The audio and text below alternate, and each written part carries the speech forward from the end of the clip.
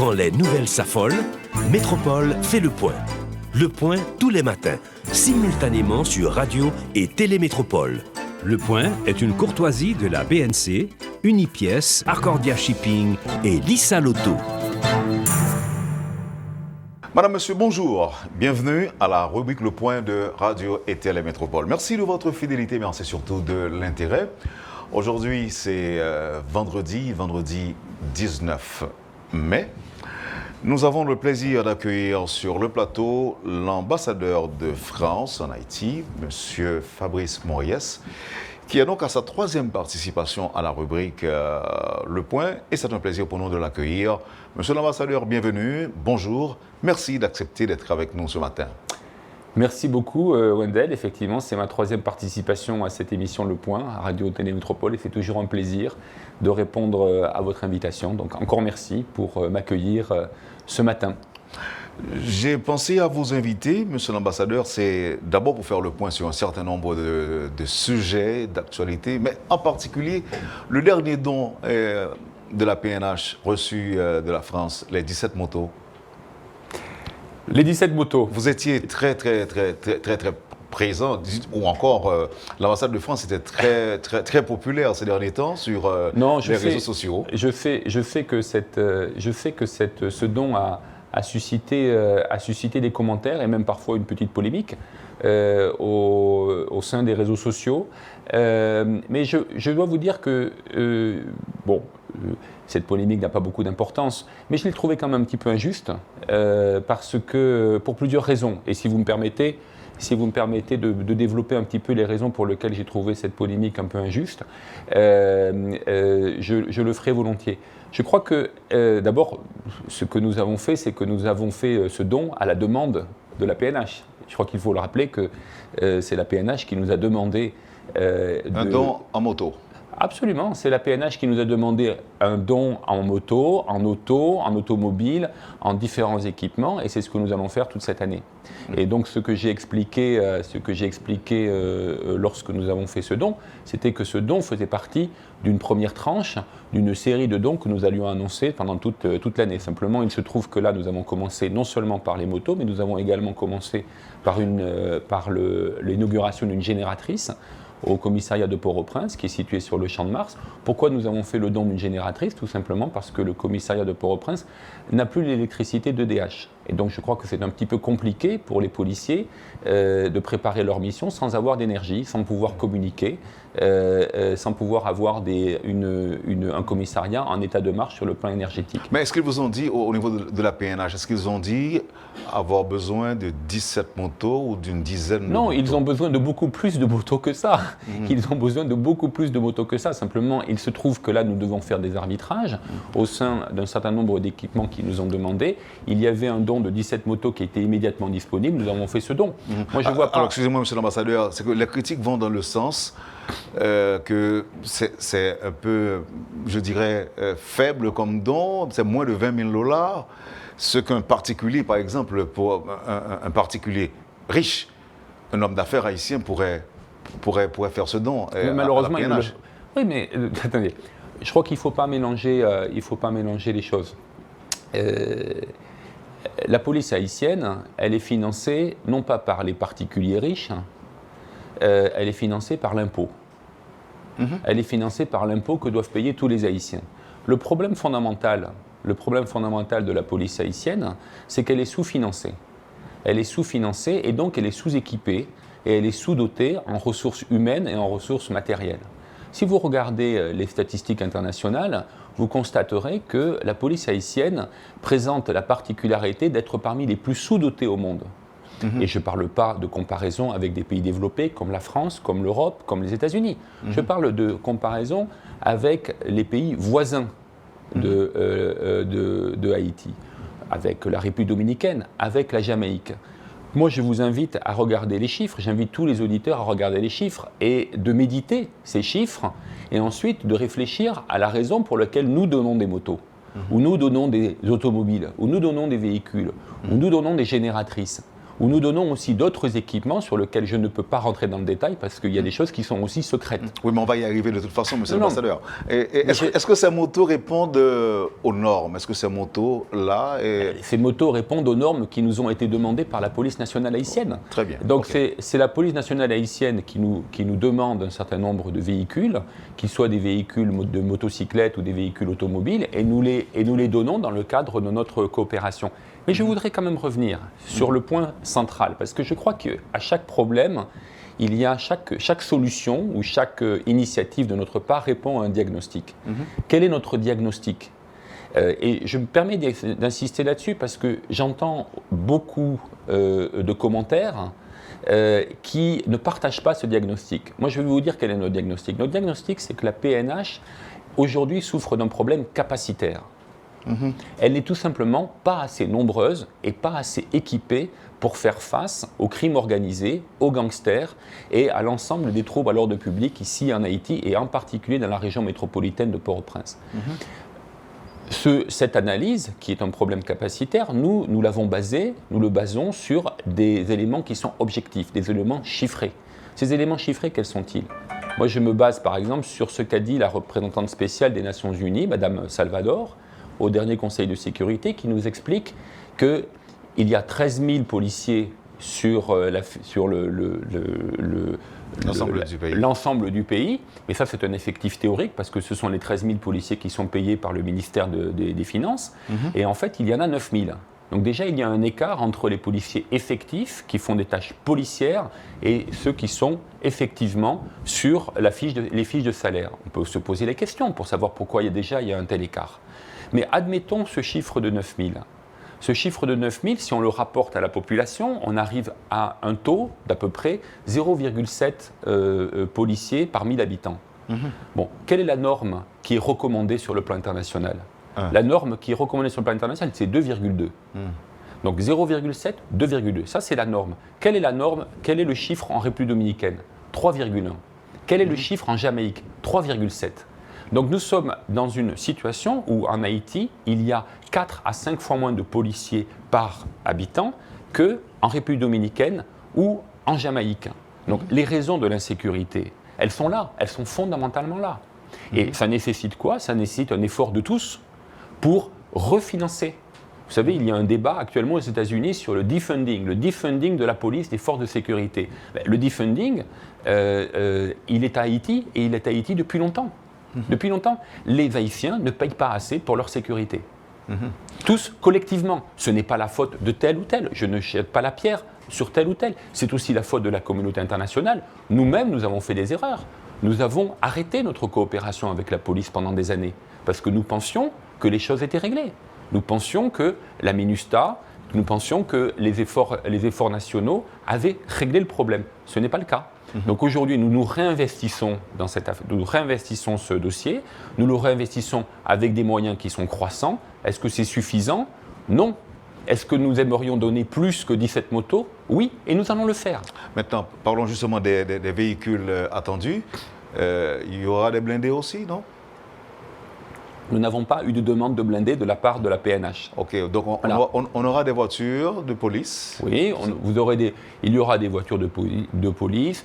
Nous allons continuer à investir en matière énergétique dans le domaine des génératrices parce qu'il y a un énorme déficit énergétique.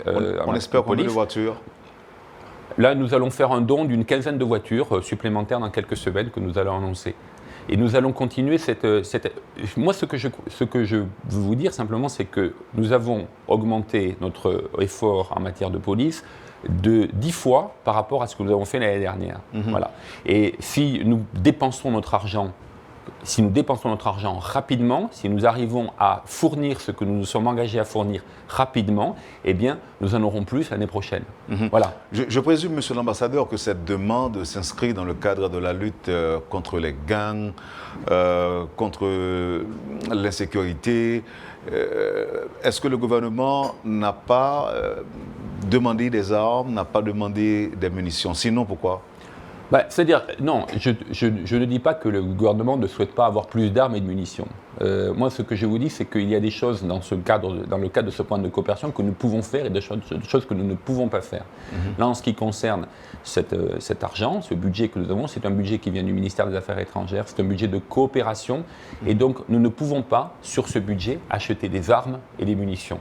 Mais ça ne veut pas dire que la police haïtienne soit dans l'incapacité de le faire par elle-même. Après, si vous voulez, ce que nous allons fournir, ce sera autant d'argent qui pourra être consacré à l'achat d'armes et de munitions.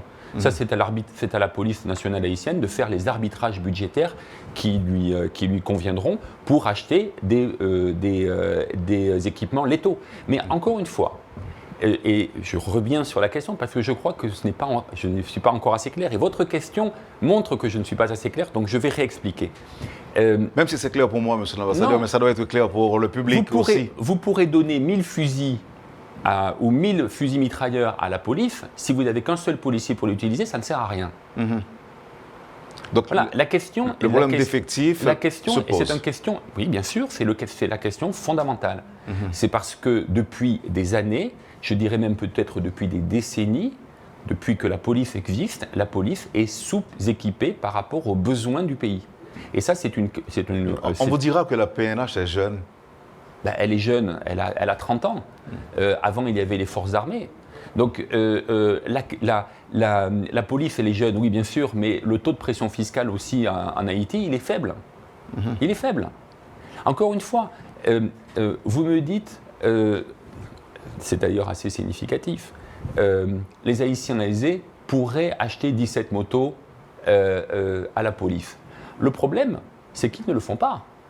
Le problème, c'est qu'au contraire, ils louent les policiers pour leur sécurité privée. Nous, ce n'est pas notre conception de l'ordre public et de la sécurité publique. C'est une politique publique que nous voulons promouvoir ici en Haïti. Pas la sécurité pour les happy few, pas la sécurité pour certains, pour surveiller leur partie de tennis, par exemple. Non, ça, ce n'est pas notre politique. Notre politique, c'est que nous voulons reconstruire un État ici en Haïti. Nous voulons aider Haïti à reconstruire un État. Ça passe par des politiques publiques, ça passe par de l'aide, ça passe par des dons, mais ça passe aussi par un effort haïtien pour prélever davantage d'impôts et pour financer prioritairement la sécurité publique dans ce pays. Et je reconnais et j'en suis très, très heureux qu'il y a eu un effort ces dernières années. Et là aussi, moi je me base sur des chiffres. Je crois qu'il faut se baser souvent sur les chiffres, sur les éléments objectifs avant de faire des commentaires. Je me base sur les chiffres et si on regarde les dotations budgétaires qui ont été faites par le gouvernement haïtien ces dernières années, eh bien, il y a un effort budgétaire significatif, très significatif. On est passé en 2020 de 11 milliards de gourdes pour la police à aujourd'hui 24. Voilà. Donc en gourdes, c'est multiplié par 2,5. Si on ramène ça en dollars, je tiens compte de l'objection que vous allez me faire. Entre-temps, la gourde s'est dépréciée, mais même si on rajoute ça, même si on convertit ça en dollars, il y a un effort significatif d'environ plus 50% en 3 ans. Est-ce que c'est suffisant? Non. Parce que même avec l'effort actuel, nous sommes très largement en dessous des standards régionaux et internationaux. Mais c'est quand même un effort. Et je le salue. Et je crois qu'il faut qu'il continue. Monsieur l'ambassadeur, la dernière fois que vous avez participé à l'émission, vous avez fait état de formation de la police nationale par des experts français. Aujourd'hui, où est-ce que l'on en est? On va continuer cet effort. Effectivement, l'année dernière, nous avions essentiellement consacré notre coopération à l'effort de formation. Et je crois que nous avons été parmi les seuls, avec peut-être nos partenaires américains, avec lesquels nous sommes en étroite coopération et en étroite coordination sur ce dossier. Nous avons été les seuls à faire venir ici des experts, des policiers, sur le territoire haïtien. J'insiste bien sur cette question, sur le territoire haïtien, pour former leurs camarades haïtiens. Nous avons fait venir notamment des experts du RAID, de la police nationale, qui sont des experts en matière de lutte antiterroriste, en matière de guérilla urbaine, en matière de techniques d'intervention. Et donc c'est ce que nous avons fait. Notre effort a porté pour l'essentiel sur la formation des unités qui vont se battre contre les gangs. Nous pensons parce que c'est ce qu'attendent les Haïtiens, c'est ce qu'ils nous demandent, c'est d'avoir des résultats pour tenir en respect et demain surmonter, combattre et défaire les gangs. Et donc nous donnons la priorité en termes de formation aux unités qui vont s'occuper de ce problème. Donc le SWAT, la BRI, le BLTS, les unités d'élite de la police que nous essayons de former à ces techniques d'intervention. Nous allons continuer cet effort cette année, nul doute. Ce n'est pas un effort que je peux annoncer, ce n'est pas un effort que je peux médiatiser, c'est un effort à bas bruit qui s'est fait depuis 1 an. Moi, j'observe que sur certains théâtres, il y a eu des résultats. Il y a eu des résultats.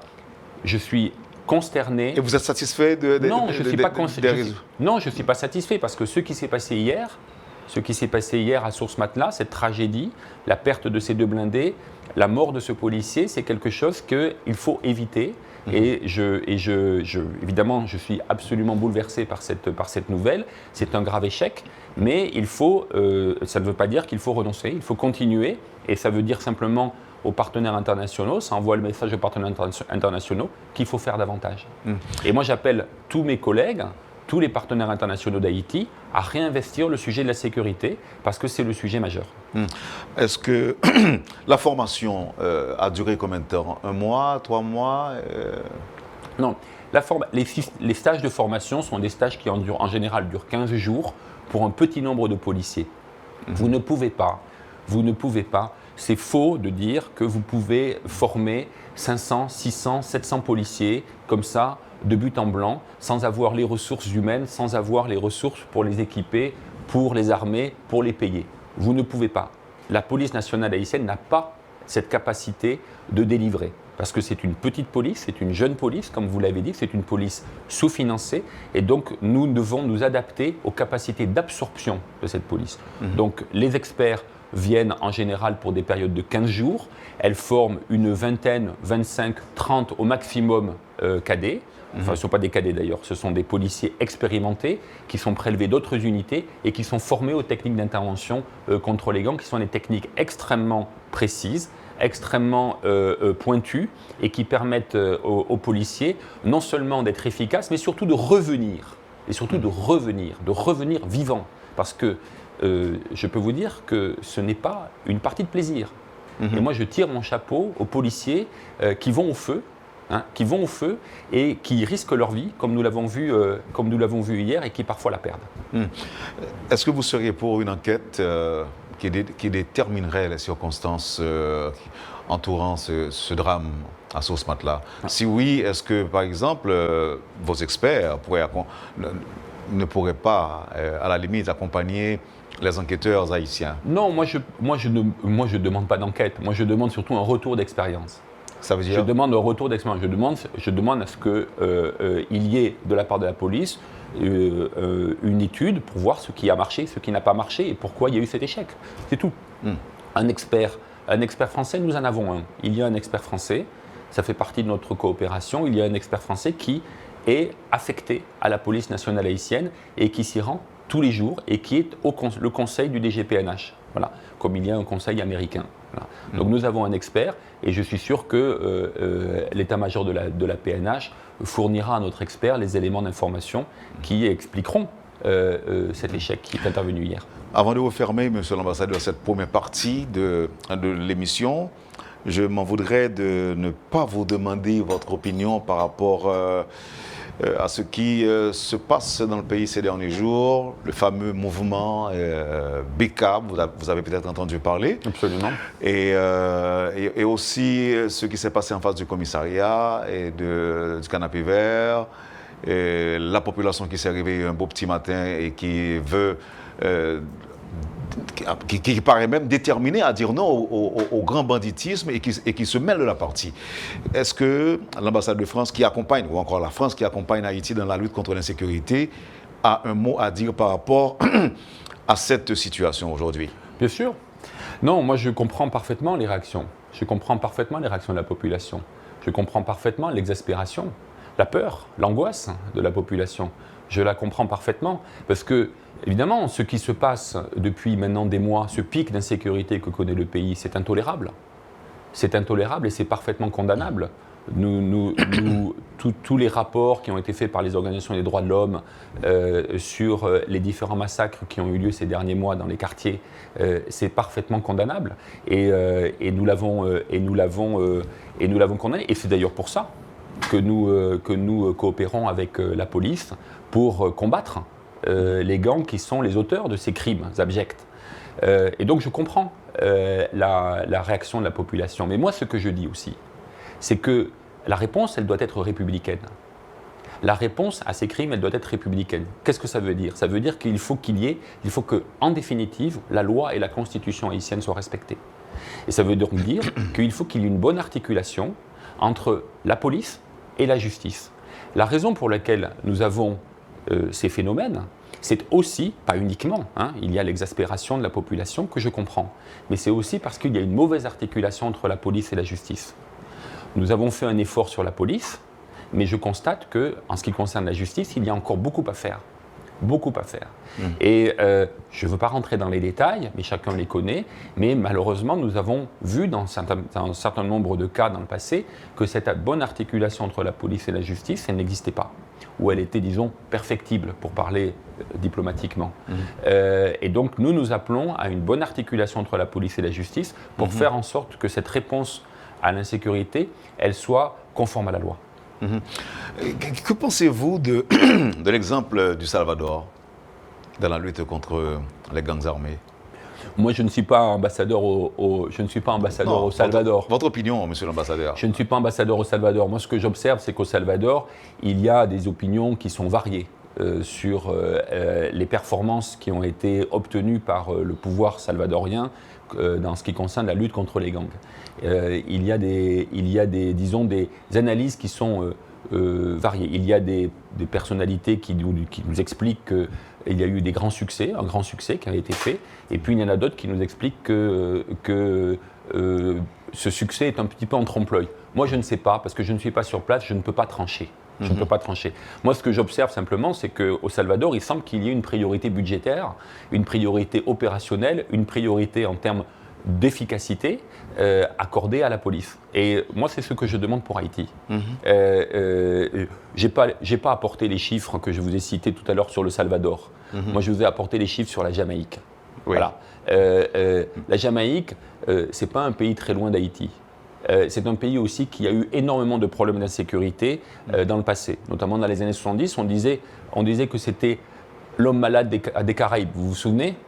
Eh bien, aujourd'hui, en Jamaïque, tous les problèmes n'ont pas été réglés, bien entendu.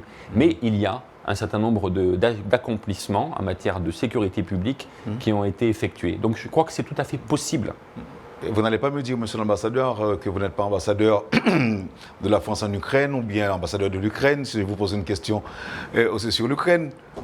On peut parler de l'Ukraine si vous le voulez, bien qu'il n'y ait pas grand-chose à ajouter par rapport à la position française que vous connaissez. C'est par rapport à ce que vous venez de dire quand je vous ai posé la question sur l'exemple salvadorien.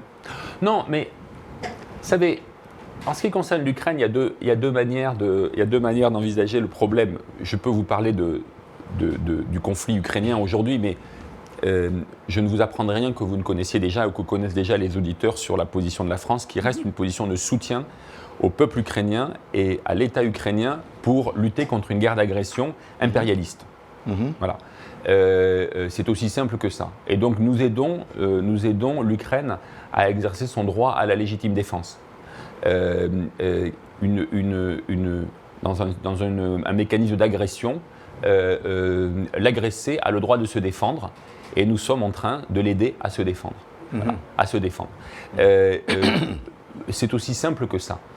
Ensuite, il y a le deuxième aspect qui est les commentaires que j'entends, et notamment ça faisait partie de la polémique que vous avez abordée en notre début d'entretien sur les motos. On me dit que vous faites beaucoup sur l'Ukraine, vous faites peu sur Haïti. Mais moi, je fais observer, c'est possible.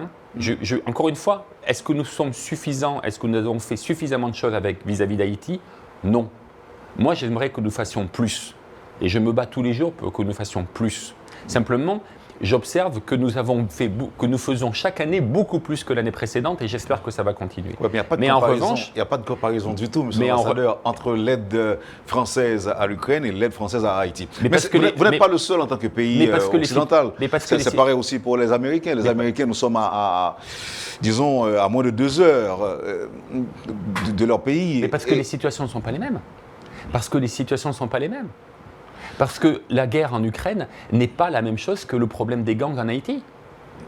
En Ukraine, comme je vous le disais, nous avons un pays qui a été attaqué par un autre pays qui est supérieur en capacité, supérieur en nombre, qui dispose des armements les plus sophistiqués, les plus lourds, et qui n'hésite pas à s'en servir.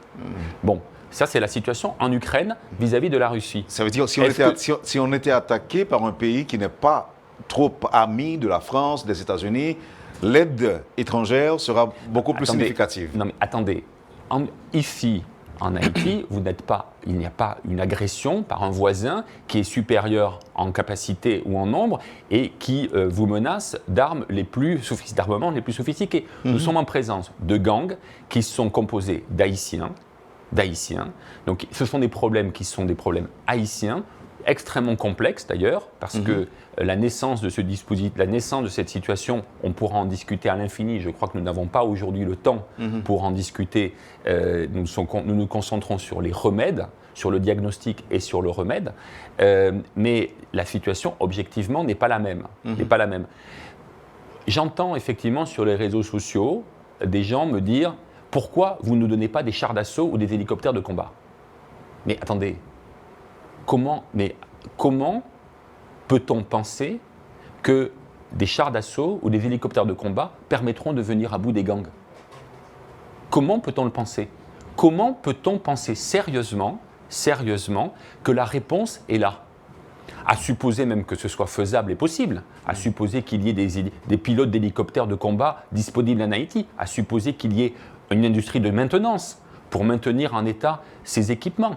Mais même à supposer ça, de sa faisabilité, quelles seront les conséquences collatérales? Oui, mais est-ce qu'on ne peut pas se poser la même question aussi pour l'Ukraine, monsieur l'ambassadeur? Absolument pas. On peut aussi se dire, qui vous dit que l'aide internationale, l'aide occidentale, par exemple, à la Russie, à l'Ukraine, pardon, va apporter les résultats escomptés? Elle les a déjà apportés. Mais ça traîne en longueur jusqu'à présent. La guerre continue, monsieur l'ambassadeur. Bien sûr, la guerre continue. Mais l'objectif de l'Occident n'était pas de défaire la Russie. L'objectif de l'Occident était d'empêcher que l'Ukraine soit envahie, de lui permettre à l'Ukraine de se défendre. Et c'est ce qu'elle a fait. Et c'est ce qu'elle fait toujours, héroïquement. Donc, je reviens à mon raisonnement sur la comparaison entre les deux théâtres. Je crois qu'il faut... le problème auquel Haïti est confronté est un problème de maintien de l'ordre public. C'est un problème de récupération du monopole de la violence légitime par la police. La police haïtienne, l'État haïtien a perdu ce monopole. Il faut que l'État et la police le récupèrent. C'est tout. C'est tout, mais c'est beaucoup. C'est beaucoup. Et ça prendra du temps. Simplement, il n'y a pas d'autres options que de travailler avec la police, avec éventuellement les forces armées d'Haïti, mais en tout cas avec tout ce qui concerne le maintien de la sécurité publique en Haïti, pour faire en sorte que demain, ces forces de sécurité puissent l'emporter. Un dernier commentaire, Wendel, si vous permettez. Moi, je suis frappé d'une chose aussi, c'est que ceux qui nous critiquent parce que nous donnons insuffisamment, ce sont aussi les mêmes qui refusent, souvent les mêmes qui refusent une force internationale. Il y aura un autre moyen d'obtenir des résultats rapides contre les gangs, c'est d'avoir une force internationale. Mais jusqu'à présent, ça fait longtemps déjà que le gouvernement haïtien se dit demandeur, monsieur l'ambassadeur. Oui, le gouvernement haïtien, bien seul, qui demande une force internationale. Moi, j'observe que beaucoup d'Haïtiens, beaucoup de forces politiques haïtiennes sont opposées à cette force internationale. Même si les Haïtiens sont fatigués, même avec la terreur des gangs? Écoutez, moi, j'écoute ce que disent les représentants politiques haïtiens. Et les représentants politiques haïtiens, sauf à ce que vous me donniez un scoop, et vous me disiez que les choses ont changé, mais les représentants politiques haïtiens sont pratiquement, dans leur quasi-unanimité, opposés à cette force internationale, pour des raisons que je peux comprendre. Mais simplement, à partir du moment où on fait ce constat que la force internationale ne requiert pas le consensus ou n'atteint pas le consensus haïtien pour pouvoir être déployée, à ce moment-là, moi, j'en tire la conclusion que je n'ai pas d'autre option que de coopérer avec la police nationale haïtienne pour que de manière républicaine, elle puisse récupérer le monopole de la violence. Si Haïti obtient ce consensus, monsieur l'ambassadeur, est-ce que la France sera aux côtés des autres pays? Mais la France a annoncé déjà qu'elle soutiendrait. La France a dit de manière répétée qu'elle soutenait le principe d'une force internationale et que les modalités de sa participation se poseront le jour où cette force internationale seront fixées. Pour l'instant, nous ne savons pas quelles sont les modalités de cette force internationale. Mais il est évident que de la part des pays potentiellement candidats ou des pays qui pourraient potentiellement participer à cette force internationale, le fait que l'immense majorité de la classe politique haïtienne y soit opposée est un facteur bloquant. C'est la seule pierre d'achoppement selon vous? Non, ce n'est pas la seule pierre d'achoppement. Il y a eu d'autres pierres d'achoppement, il y a d'autres obstacles. La complexité de la situation ici. C'est aussi un motif d'interrogation. Les questions sur le mandat aussi, c'est une question qui n'est pas encore résolue. Le mandat de la force? Le mandat de la force. Que viendrait faire cette force? Est-ce qu'elle serait limitée? Aider à neutraliser les gangs? Oui, c'est un mandat qui est bien vague. Combien de temps? Quelle ampleur? Non, mais on le fera comme on l'avait fait par le passé, monsieur l'ambassadeur. Mais j'entends aussi beaucoup dire qu'il faut éviter les erreurs du passé. C'est ce que nous essayons de faire en tâtonnant. Et quelquefois, nous nous trompons. Mais nous essayons de voir clair. Et de nous appuyer surtout sur des éléments qui sont objectifs. Et c'était le sens de mon intervention aujourd'hui. C'était le sens de mon entretien aujourd'hui. Oui. Appuyons-nous sur des éléments objectifs, sur des chiffres, sur des données qui sont vérifiables et tirons-en les enseignements, disons, les raisonnables. Pourquoi, selon vous, le secrétaire général de l'ONU continue de demander le déploiement d'une force en Haïti? Pourquoi, selon vous? Je crois qu'il est le secrétaire général des Nations Unies et sa représentante ici, Mme Salvador, reflète je ne dirais pas le consensus, mais en tout cas reflète un accord largement partagé au sein de la communauté internationale qu'une force internationale, le déploiement d'une force internationale, selon des modalités à définir, permettrait de gagner du temps, permettrait d'avoir des résultats plus rapides contre les gangs qu'en le laissant cette responsabilité à la PNH. La PNH y arrivera. Je n'ai aucun doute là-dessus. Je n'ai aucun doute sur le fait que la PNH, une PNH qui demain sera mieux équipée, mieux formée, mieux dotée en ressources humaines, y arrivera. Simplement, nous partons de loin.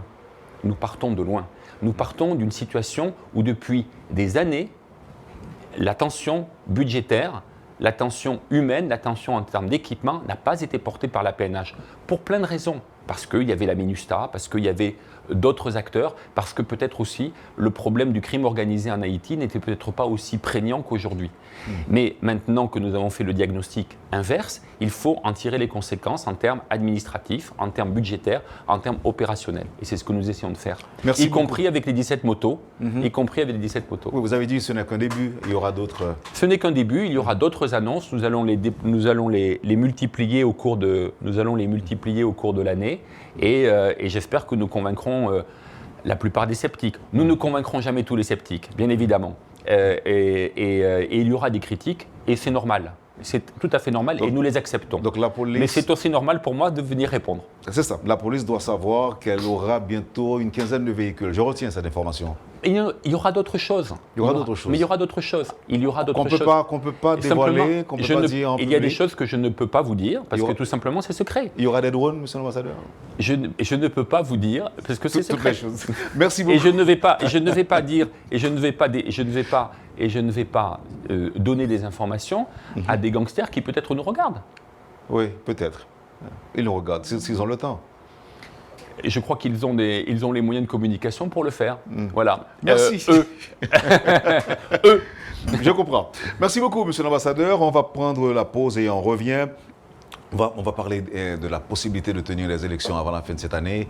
Est-ce que la France entend appuyer Haïti dans cette démarche? Les élections, selon vous, sont-elles possibles aussi avant la fin de cette année? Et pourquoi ne pas parler de ce qui s'est passé à Cap-Haïtien hier, notamment?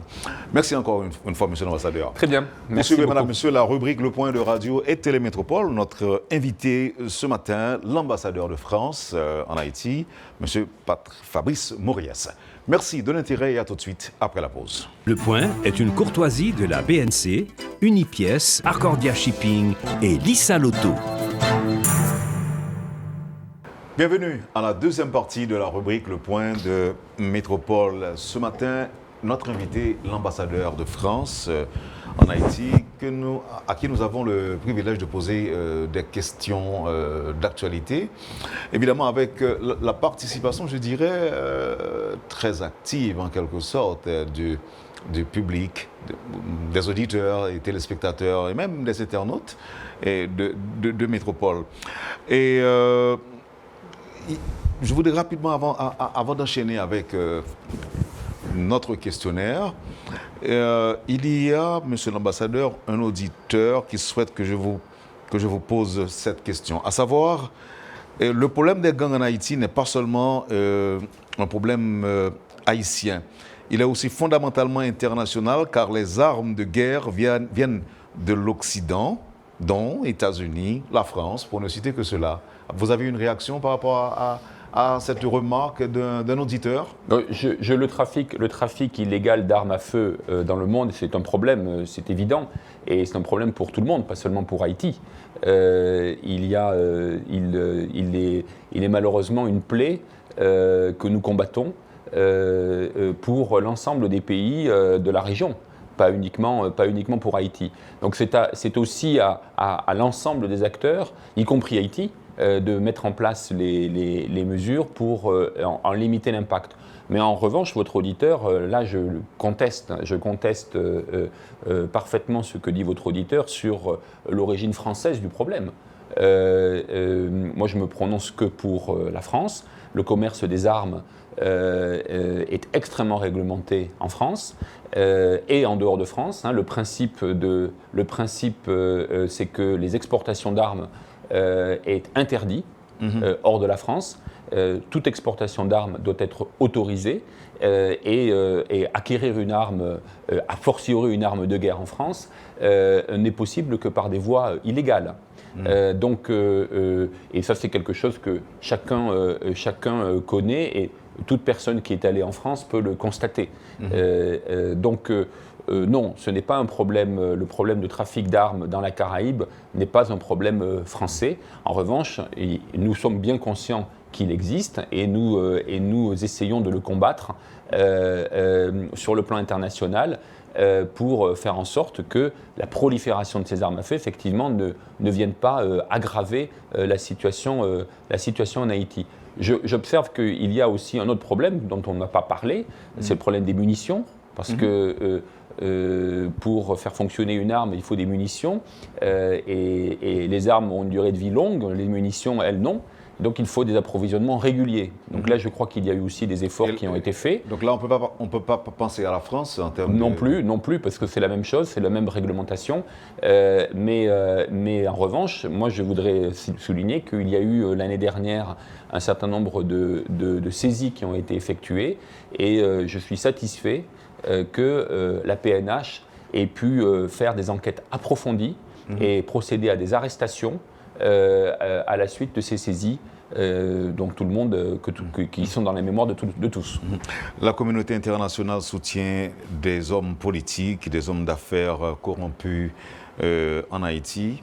Les interdictions et le gel de leurs avoirs par cette même communauté internationale en dit long. Vous avez eu une réaction? Un peu contradictoire de dire, c'est un peu contradictoire de dire que nous soutenons des gens dont nous avons gelé les avoirs.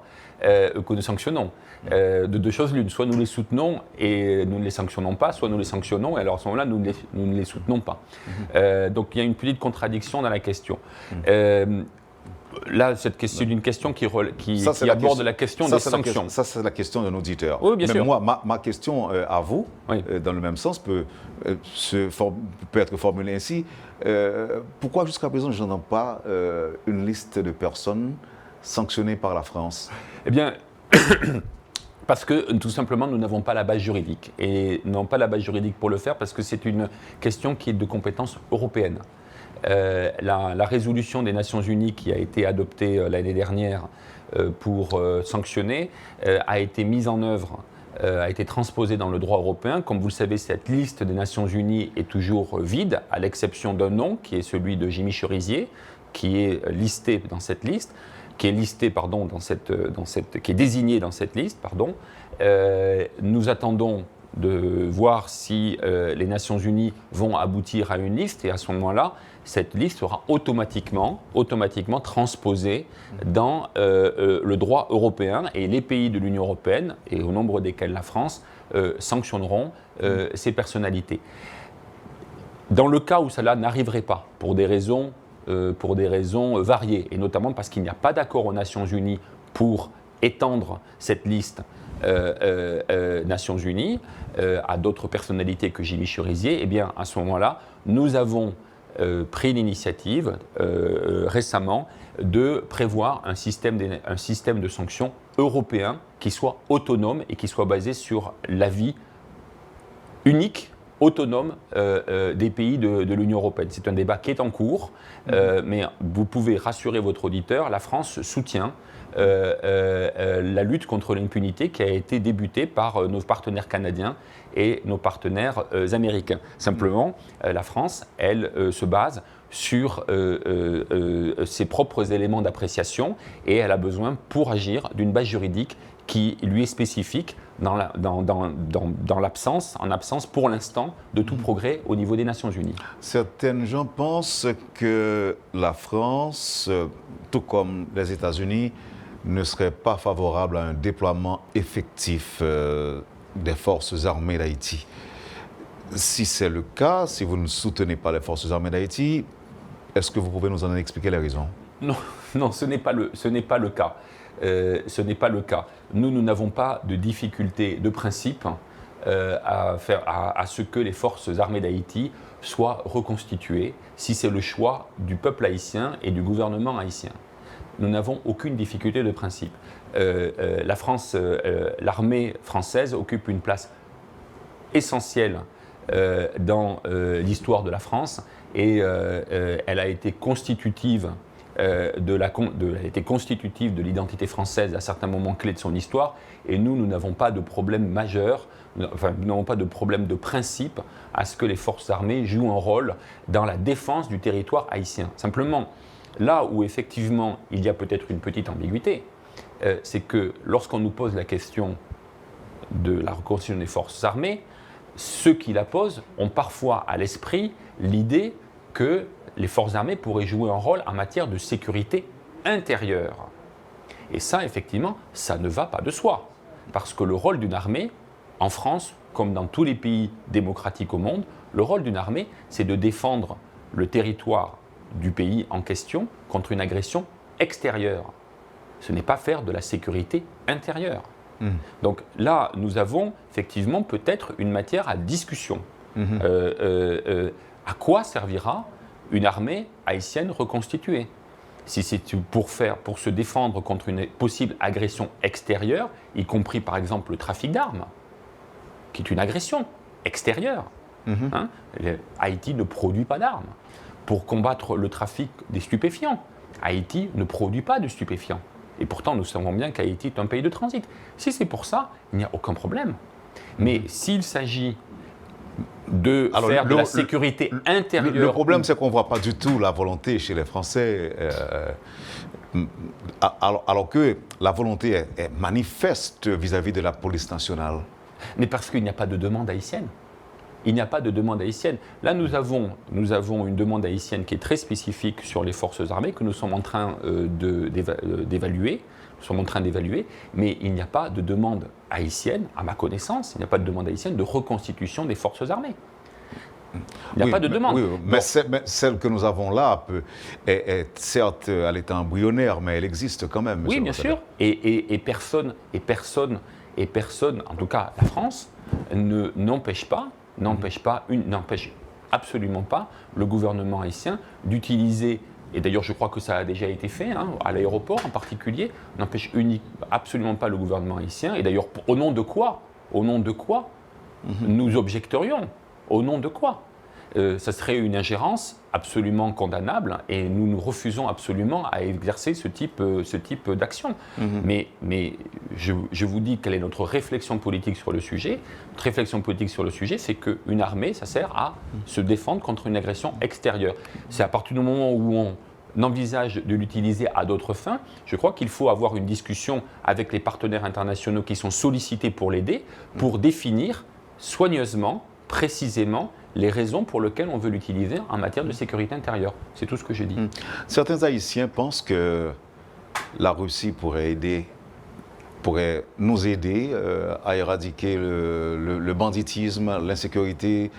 Les Russes seraient prêts à nous donner beaucoup plus que l'Occident, que les Occidentaux.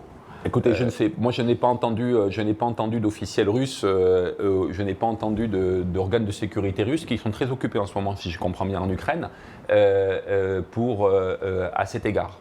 Je ne les ai pas entendus. Peut-être que vous n'avez pas entendu parler des Wagner non plus? Peut-être que ça m'a échappé. Si, j'ai entendu beaucoup parler de Wagner. La France entend beaucoup parler de Wagner. Et la France a une opinion sur Wagner.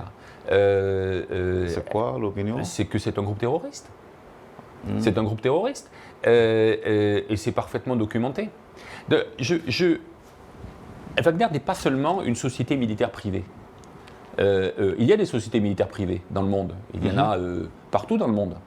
Et simplement, l'action de ces sociétés militaires privées, elle est régulée. Elle est régulée par des documents, par des conventions internationales. Le problème de Wagner, c'est que Wagner ne respecte aucune de ces chartes, aucun de ces documents. Que Wagner, lorsque Wagner est déployé sur un terrain, Wagner fait de l'impérialisme.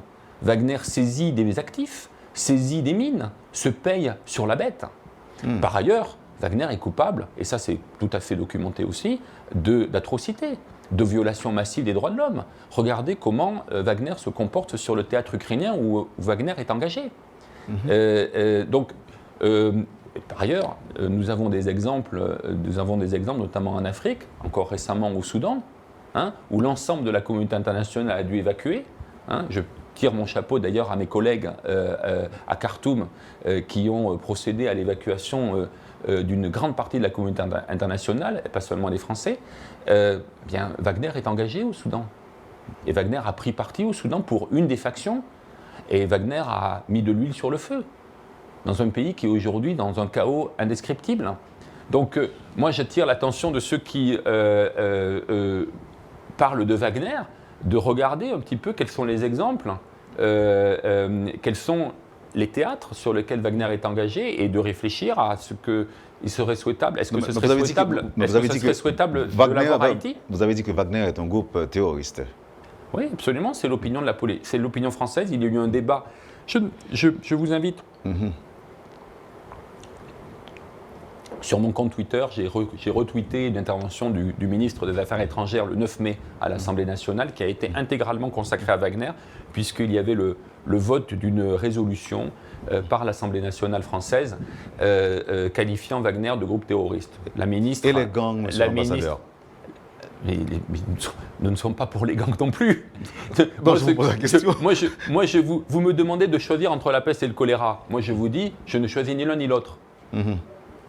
Je ne choisis ni l'un ni l'autre. Moi, je choisis une réponse républicaine, respectueuse des droits des citoyens haïtiens, et je ne souhaite pas introduire, ou je déconseille formellement d'introduire un groupe qui n'a apporté là où il est intervenu que la mort et la désolation. Monsieur l'ambassadeur, et parlons des élections. Nous sommes en mai, 19 mai. Est-ce que vous pensez, comme le veut le gouvernement, que les élections puissent se tenir avant la fin de cette année? Non, moi je ne veux pas fixer, je ne veux pas parler de délai. Je ne parle pas de délai. Pourquoi je ne parle pas de délai? Parce que pour moi, les élections, le critère d'une élection, ce n'est pas le temps dans lequel elle va se dérouler, c'est surtout sa qualité. C'est de faire en sorte que les élections soient crédibles, qu'elles soient justes et qu'elles soient transparentes. Et qu'il y ait une masse critique de responsables politiques, de partis politiques haïtiens qui soient confortables et qui soutiennent ce processus électoral. Donc moi je préfère que nous prenions le temps, nous prenions le temps de faire les choses bien, de faire les choses mieux que dans le passé et d'avoir un processus électoral qui soit crédible. En revanche, nous pensons et nous avons toujours pensé que la solution à la crise haïtienne passe par des élections. C'est absolument nécessaire. Et donc ces élections devront intervenir. Le plus tôt sera le mieux, mais je ne veux pas parler de délai. Et je crois qu'il ne faut pas se fixer de délai. Les choses vont à leur rythme. Est-ce qu'elles vont suffisamment rapidement pour moi? Non. Non, j'aimerais que les choses aillent plus vite, parce que je suis convaincu que la tenue d'élections crédibles sera, avec la lutte contre l'insécurité et avec la victoire contre les gangs, sera un élément majeur de règlement de la crise haïtienne qui a été ouverte, ou en tout cas qui s'est approfondie avec l'assassinat du président Moïse, mais c'est une crise qui vient de plus loin, comme nous le savons tous, et donc il faudra en passer par des élections. Voilà. En avril dernier, votre président, le président français, a rendu un hommage posthume à Toussaint Louverture. C'était quel message il voulait faire passer? Je crois que le message qu'il voulait faire passer, en allant en Fort-de-Joux et en prononçant cet éloge de Toussaint Louverture, c'était de rendre hommage à un grand Haïtien et à un héros. On a plutôt l'impression qu'il s'adressait à un général français. Toussaint Louverture a été un général français. Il a été général français. Oui, mais vous venez de dire à un Haïtien. Mais c'est aussi le précurseur, sur la formule consacrée, c'est aussi le précurseur de l'indépendance d'Haïti. Moi, je suis allé quelques semaines auparavant au musée du Panthéon national avec le Premier ministre et avec un certain nombre de mes collègues pour participer à l'hommage d'Haïti à Toussaint Louverture. Le même jour, il y avait au Panthéon à Paris un hommage qui avait été rendu également à Toussaint Louverture. Le président de la République, lui, a fait le choix extrêmement symbolique et à mon avis très bienvenu de se rendre au Fort-de-Joux, sur les lieux mêmes de la captivité et de la mort de Toussaint Louverture, pour rendre cet hommage. Moi, je crois qu'il ne faut pas y voir, j'ai vu quelques critiques en disant qu'il y a une récupération. Non, pas du tout, il n'y a pas une récupération. Il y a simplement un hommage qui a été donné à un homme qui a joué un rôle absolument clé dans le processus d'abolition de l'esclavage. Nous sommes à une année où il y a énormément de célébrations de cette abolition. La France a joué un rôle important, quoique ambigu, dans cette abolition, puisque c'est à la fois un régime français qui a, pour la première fois, aboli l'esclavage, et puis c'est un autre régime français qui l'a rétabli dans les colonies de l'époque, suscitant ainsi la révolte indigène à Saint-Domingue. Eh bien, je crois que c'est une manière de rendre compte cet hommage à la complexité de cette histoire, et dans un esprit qui n'est pas un esprit de discorde, pas un esprit d'appropriation, mais un esprit de concorde. Je ne dirais même pas de réconciliation, parce qu'il n'y avait pas de fâcherie, mais un esprit de concorde et d'héritage commun. Je crois que c'est très important. Et pourquoi on ne parle jamais de Dessalines? On parlera de Dessalines le moment venu. On parlera de Dessalines, mais il se trouve qu'il y avait un anniversaire pour célébrer Toussaint Louverture. C'est le 220e anniversaire de sa mort, et donc il y a toute une série de célébrations. Nous verrons le moment venu s'il y a une célébration pour Dessalines. Mais Dessalines est une figure politique qui est, je dirais, plus spécifiquement haïtienne, qui est le héros de l'indépendance haïtienne et qui est célébré comme tel en Haïti. Donc je ne sais pas s'il y aura des célébrations en France à cet égard, nous verrons bien, mais je crois que là, le message du président de la République était très clair. Célébrer un héros des Lumières, je crois que c'est l'expression qu'il a choisie, des Lumières qui sont nées en France, avec la Déclaration des droits de l'homme, mais qui étaient incomplètement remplies à cause de la persistance de l'esclavage dans les colonies. Donc c'est une manière de raconter une histoire, et c'est aussi une manière, je crois, de raconter une histoire qui est insuffisamment connue en France. Donc il y avait aussi un acte pédagogique de la part du président de la République de rappeler la composante, disons, coloniale de cette histoire révolutionnaire française. Et pour terminer, monsieur l'ambassadeur, comment vous comprenez la réalité politique actuelle? C'est une question bien vague, Je sais. Comment voulez, que voulez-vous me faire dire? Qu'est-ce que je veux faire dire? Votre compréhension, justement. Non, mais je crois que ma compréhension de la situation, c'est que nous essayons. Ceux qui me font l'honneur de m'écouter de temps en temps ne vont pas être surpris par ce que je vais dire, donc je vais le répéter, mais je vais le répéter quand même parce que je crois que fondamentalement c'est vrai. Je crois que nous sommes dans une situation où nous essayons, où tout le monde a sa place, et la communauté internationale, en tout cas les représentants de la communauté internationale ici, le font à leur place, qui est une place de dialogue, de conseil, de reconstitution d'une méfiance collective, d'une confiance collective. Parce que le problème, c'est la méfiance. C'est la méfiance structurelle au sein d'une classe politique qui